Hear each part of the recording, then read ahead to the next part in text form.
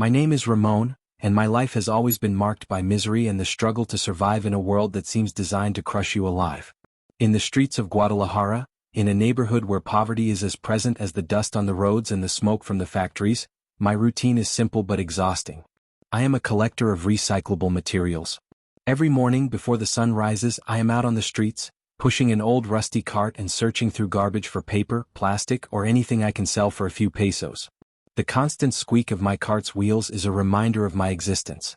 Walking for miles under the scorching sun or freezing rain has become so routine that my legs seem to move on their own. My hands are rough, covered in calluses and scars from the constant contact with metal and cardboard. My feet, clad in worn-out shoes that no longer protect me, endure constant pain from stepping on stones and the burning asphalt. Hunger is my shadow every day. As I collect cans and cardboard, the aroma of freshly baked bread wafting from bakeries in the morning hits me like a slap. I see people buying without concern for the cost while I gather coins, hoping to buy a stale roll that has been sitting on the shelf for days. There are nights when I return to my room with nothing, my stomach empty, and despair as my only companion. The disdain of others is a constant in my life. As I walk the streets, I feel the looks of repulsion as if my very existence is an insult. The whispered words behind me are daggers stabbing my back. Another lazy bum, a burden on society. But the worst is not the words, it's the indifference. I am invisible to them, less than human. I haven't even heard a simple good morning in years. I wasn't always a collector of recyclables. My life, though always humble, had better moments. I grew up in a small town in Jalisco, surrounded by agave fields and hard-working families. My father was a farmer, and since I was a child, I helped him with the harvests. We didn't have much, but we never lacked food or the warmth of a home. However, when my father passed away, everything fell apart. The land wasn't enough to support us all, and as the eldest, I had to leave to find work in the city. I arrived in Guadalajara with hopes of finding opportunities. At first, I got a job in construction. The work was hard but decent, and I earned enough to pay for a modest room and send some money to my family. However, when the economy collapsed, I lost my job. I looked everywhere, selling newspapers, cleaning windows, carrying goods in markets, but the money was never enough.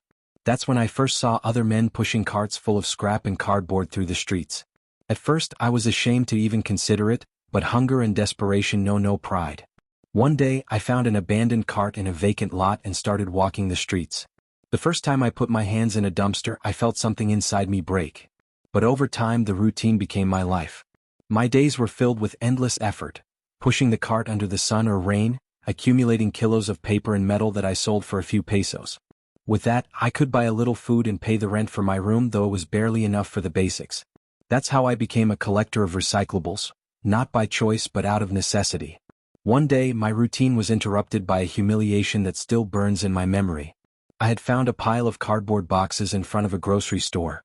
It was enough to fill my cart and finish early. I approached to pick them up, but the store owner came out furious, yelling insults and accusing me of littering his shop. He pushed me away in front of passers-by who only stood and watched, murmuring to themselves. I walked away empty-handed, feeling consumed by shame. That night, hunger and despair led me to consider options I had never imagined before. I thought about joining those who they sold drugs in the neighborhood. I knew a man named Lencho, always well-dressed and with cash in his pocket, claiming to live without worries.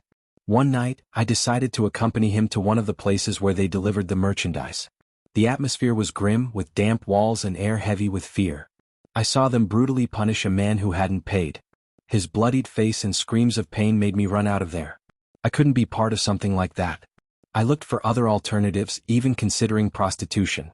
I stood on a street corner known for that, but I couldn't go through with it. Fear and shame were stronger. That night, I returned home crying, exhausted, and feeling more lost than ever. It was then, in the midst of my despair, that a woman approached me and offered help. But her words filled me with unease. She gave me an address and warned me that what I'd find there could change my life, but also destroy it.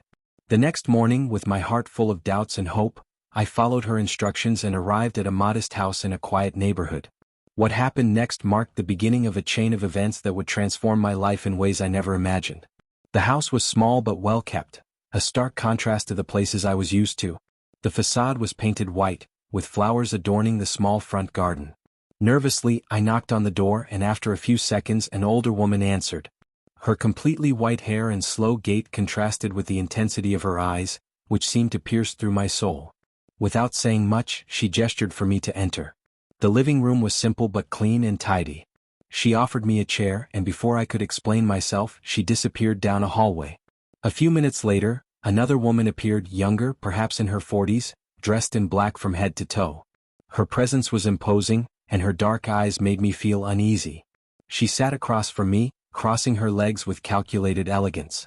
Without beating around the bush, she said she knew why I was there. Her firm but calm voice resonated as if each word weighed a ton. She explained that she helped desperate people like me, but everything had a price.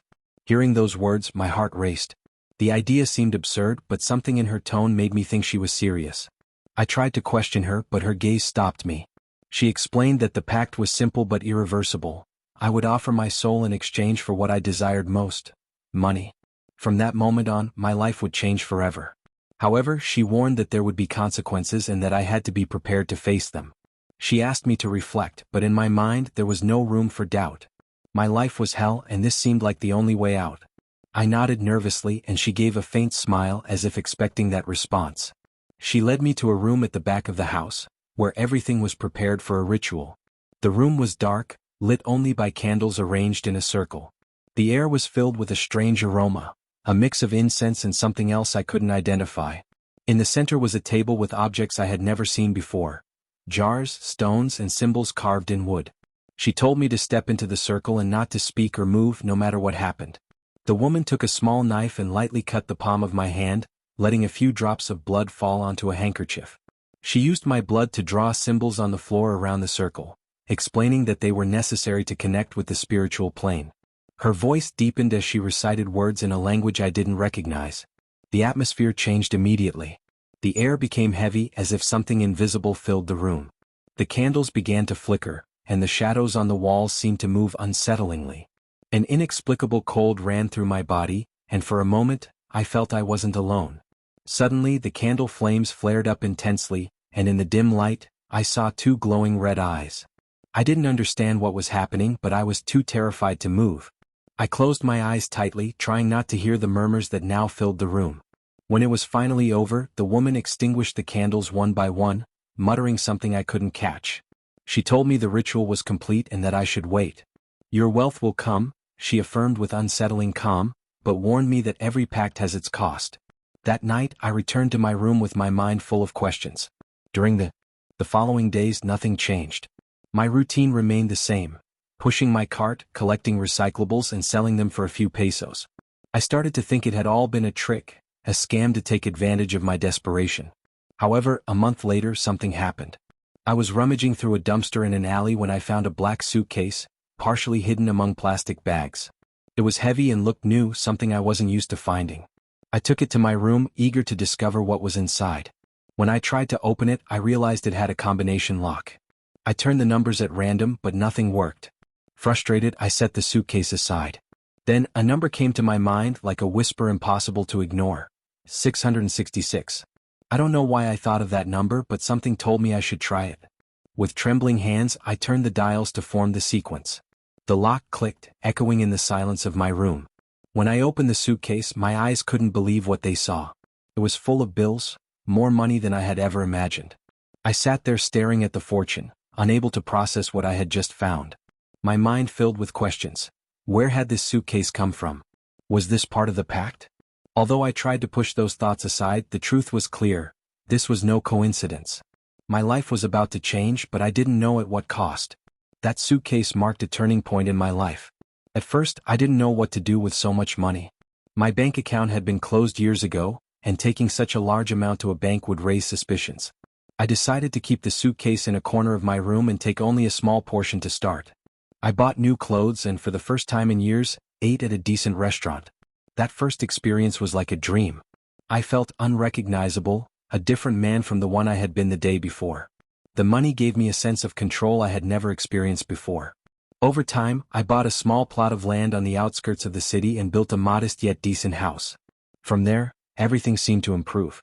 I used the rest of the money to invest in small businesses, mainly buying and remodeling houses to rent out. My experience in construction allowed me to do many repairs myself, which reduced costs and increased profits. In less than a year, my financial situation transformed completely. I went from collecting cardboard on the streets to owning